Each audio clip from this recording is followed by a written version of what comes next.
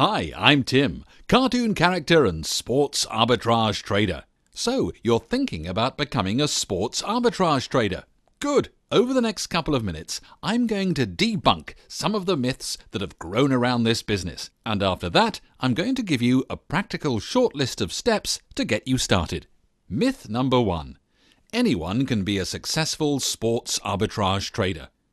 It takes particular skills and resources to succeed in this business, and not everyone is suited to it. Websites and companies which tell you that anyone can do it successfully without taking into account available resources are not being honest with you. Some of the things you need are easy to get, and you've probably already got some of them. For example, a decent computer and a high-speed internet connection.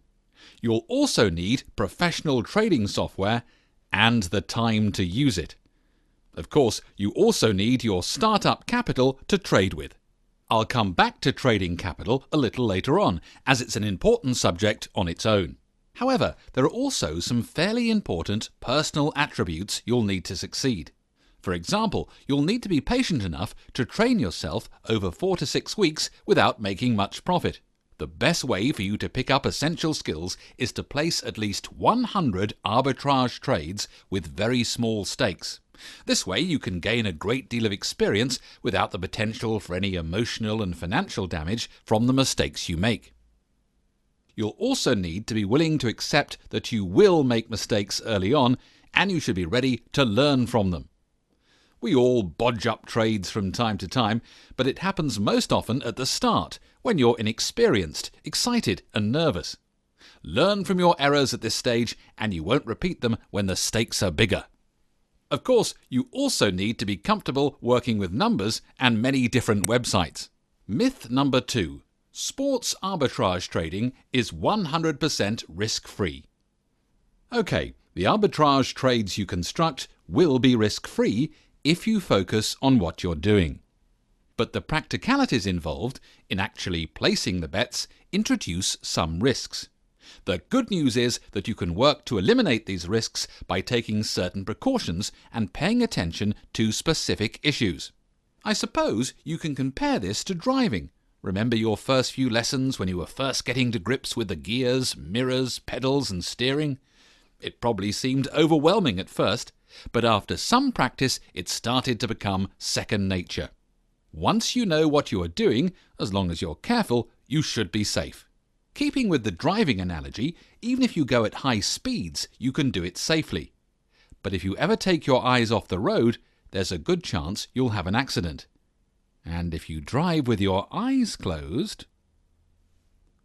The types of risks that can appear when you're trading are bookmaker rules differences, bookmaker errors, human errors. I'll talk more about these risks later, and I'll show you how to avoid them. Myth number 3. Sports arbitrage trading will make you millions. This goes hand in hand with the myth of perpetual compounding of profits, and it's often used by hard sell companies who just want to part you from your cash. The basic idea is this. With sports arbitrage, you can easily make 3% profit on a single trade. Therefore, if you continue to reinvest that profit, along with your original capital, into future trades, the miracle of compounding will take over and make you rich. Unfortunately, it doesn't work that way. Although you can certainly reinvest your profits in future trades, you can't invest all of your capital in every trade you make. And you can't invest all of your capital every single day, because some of it will be tied up in bets that haven't yet settled. A realistic target, if you're trading actively, is to turn your entire funds over about once a week. In other words, you're looking at average profits of about 8 to 12% over a month. So, now you've got a more realistic idea of what's possible with sports arbitrage, let's have a look at how you can get started with as little fuss as possible. 1. Research. You're doing that now. Learn what it is you're getting yourself into. 2. Preparation. Set up your bookmaker accounts, get your bank, credit card and online wallets set up. 3. Practice. Get a free trial of some arbitrage software and start putting on lots of trades with very small stakes. 4. Profit. Once you're confident, increase your stakes and start making money. The entire process should take you 4 to 6 weeks all in. By month 2, you should be trading confidently and making money.